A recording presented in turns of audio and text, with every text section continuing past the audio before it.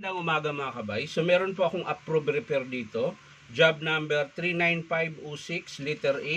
Ang model ito mga kabay, DWE 8200PL. Ito po yung Didman switch na grinder. Ayan. So ang papalitan po niyan mga kabay, ito po. Isang set na gear in pinion, bearing 608, plug, tsaka carbon brush. So tara mga kabay, samahan nyo po ako, ikakabit po natin. So ayan mga kabay, nakalas ko na po yung screw. Ayan. Dito. So kailangan natin tanggalin yung carbon na luma. Ito po yung carbon na luma. Ayan. Kabilaan po yan.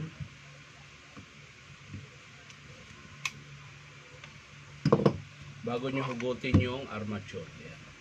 So, papalitan natin dito mga kabay ay yung bearing 607 sa harap, tsaka yung kanyang gear pinion. Ayan. So, yan mga kabay, unahin muna natin yung sa armature. Ayan, sa pagtanggal ng bearing, tsaka yung nut, ipitin nyo lang ito ng vice grip yung katawan ng armature, pero yung tamang-tama lang mga kabay na hindi mapipi yung bakal. Ayan. Tapos, gamit kayo ng number 10 na T-range. O kaya open range, close range. Yan, pwede yan. Yan. So, pag nakalas na yan mga kabay, ayan, madali lang pong hugutin yung pinion, pati yung bearing. Ayan. So, minsan naman, kung matigas, gagamit lang kayo ng dalawang flat screw. Dalawang flat screw gagamitin nyo. Ayan, kung halimbawang matigas yung bearing, tas wala naman kayong pampress, so gagamitan nyo lang ng dalawang flat screw, lagay nyo rito sa ilalim, tapos sabay sikwat. Ayan, ganyan. So matatanggal na po yan. Ito malambot mga kabay, dahil sira kasi ito, pumapalag, kaya siguro ganun siya kalambot. So babalik natin yung bago. Ayan, kakabit natin yung bagong bearing. So malambot lang din po yan, tutulak nyo. Ayan. Tapos yung bagong pinion. Ayan. Tapos yung nut. Tapos balik kayo dito sa armature tsaka hihigpitan. Ayan, ganun lang po yung pagpalit ng bearing tsaka pagtanggal. Ayan. Pero yung dito medyo matigas ito. Hindi siya madala ng sikwat. So, ang ginagawa ko niyan, iniipit ko rito. Ayan. Kung meron kayo nito, pantanggal, puller. Ayan, meron namang isang pantanggal. Yung ganito naman. Ayan. Meron namang maliliit nito mga kabay, kung bibili kayo. Sa akin kasi nilakihan ko kasi minsan, yung mga ulo ng grinder na 17, matitigas yun eh. So, hindi kaya nung maliit. So, ito yung pantanggal ko. Ngayon, kung wala naman kayong pantanggal, pwede nyo rin gamitan ng side cutter. Ayan. Yung ganitong side cutter, gaganon nyo po dito. Ayan. Pero dahan-dahan lang, na huwag tamaan yung kumitito. Ayan. So, ang sunod natin ikabit mga kabay, yung tapos na tayo dito. Ito.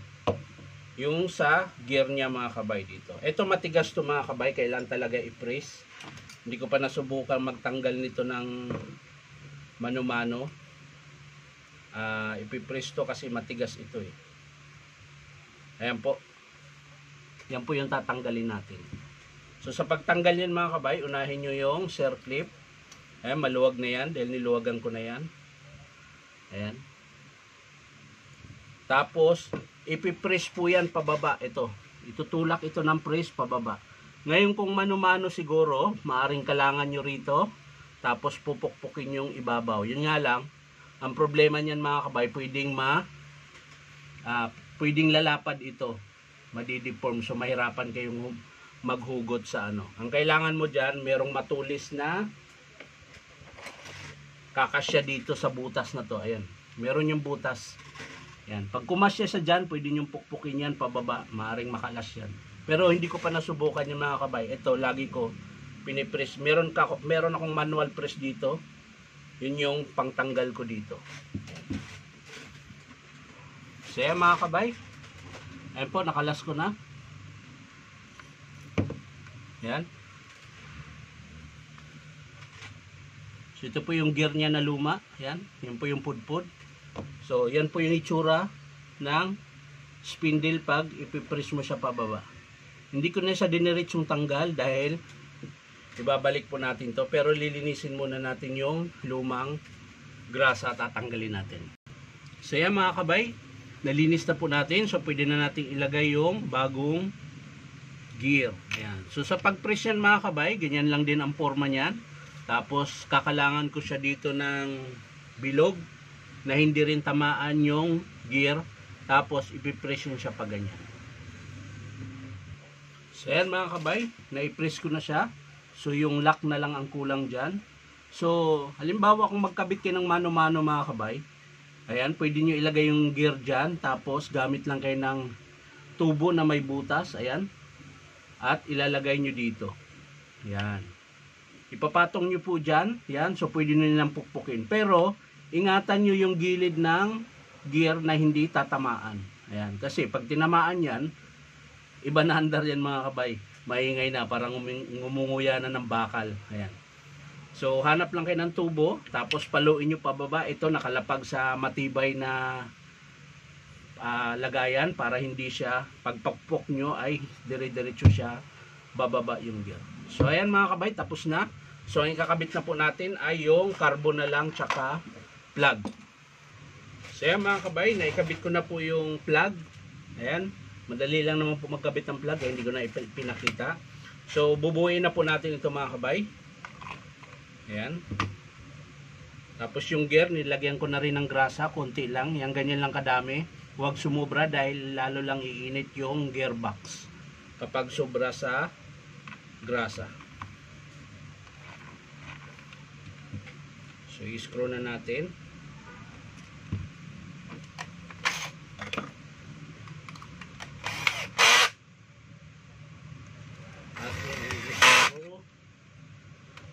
Apat na screw.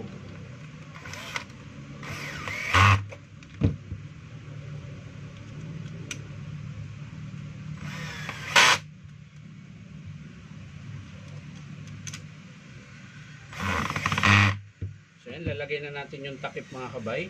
So yan, nalinis ko na rin ito. Ayan. Syempre yung lock spindle muna ang mauna. Ayan. Diyan po yan. Bago nyo ilagay yung takip. Yung po yung naglalak sa spindle pag nagkalas kayo ng bala at naghigpit.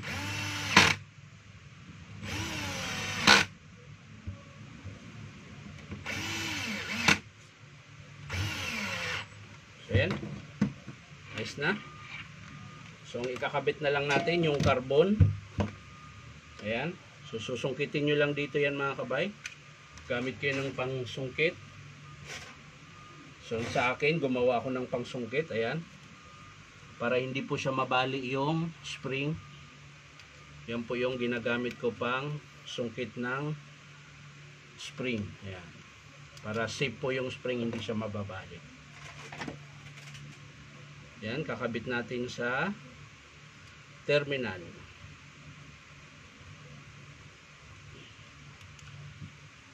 Medyo maliit ay pumasok. Kabila muna para matapos tayo. So yung kabila mga kabay, madali lang sungkitin dahil wala siyang nakaharang. Sa kabila kasi may nakaharang, kaya kailangan ng panungkit na parang kalawit.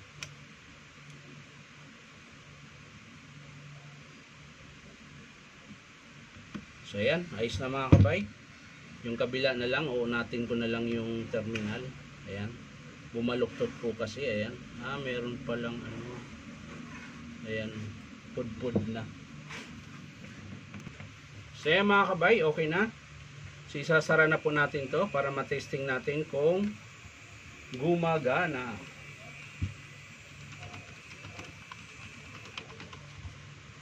Yan. Lagay natin yung screw na pang last na screw. At iti-testing natin kung hindi na siya maingay.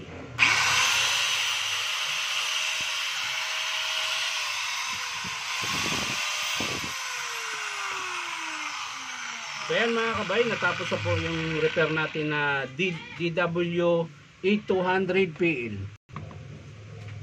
So ito yung pinalitan mga kabay, ulitin ko. Ayan, gear in pinion, bearing 607, tsaka carbon brass at yung plug niya. So yung plug na luma, wala na dahil wala na pong nakakabit.